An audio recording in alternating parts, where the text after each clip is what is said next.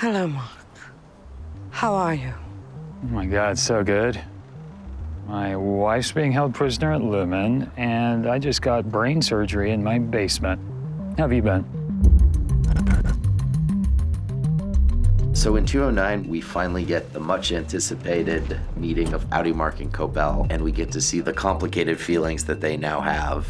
There's just so many layers of distrust and resentment. We're allies now. There's no need to. Oh, we're allies now. We're not neighbors anymore? Sorry, I guess I'm confused. She's being faced with the reality of her actions, which I think makes her feel very vulnerable. Mark is very resentful of her, but at the same time, he has no choice but to trust her. Father? If there's one thing that Helly and Helena have in common, it's a lack of that familial love. In Helly's case, she's able to sort of find a family through her coworkers. Helena, I think, still doesn't have that. And that's what's so much more painful is that she lives with her father. He's right there, but he's never going to give her that foundational love that we all need in order to be human beings.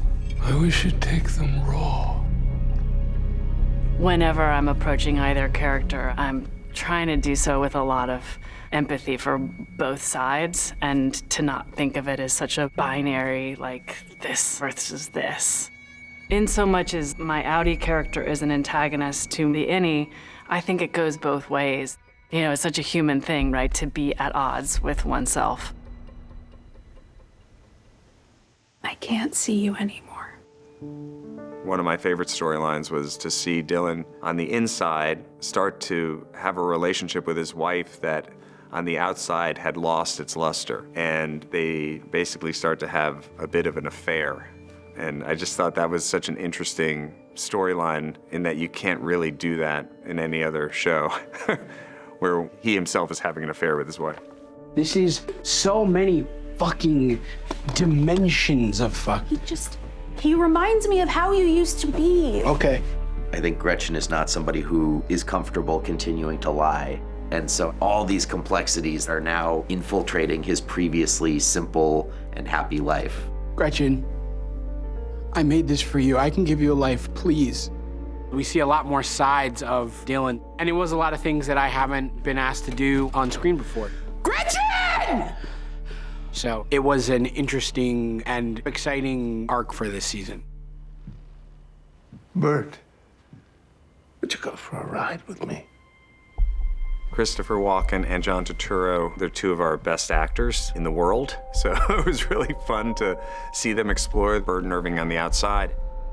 The relationship with Bert is an unusual one, and that really has made it a special experience. I never heard anyone want you to know that. It's sort of ill-fated, star-crossed. It's a little Romeo and Juliet there, that they love each other, but they can't be together. Bert is responsible for having to, in some way, deal with Irving because Lumon is aware that he's investigating and looking places he shouldn't be looking. This line goes as far as you can go. I can't know where you get off, and you can never come back to Kier. Do you understand? And so Bert has to make a decision what to do with Irving. He's acknowledging that they have a connection, but he also realizes how impossible it is. And he makes the choice that he's gonna never see him again, but help him. At the end of the episode, we have Mark, Cobell, and Devin finally reaching the birthing cabin.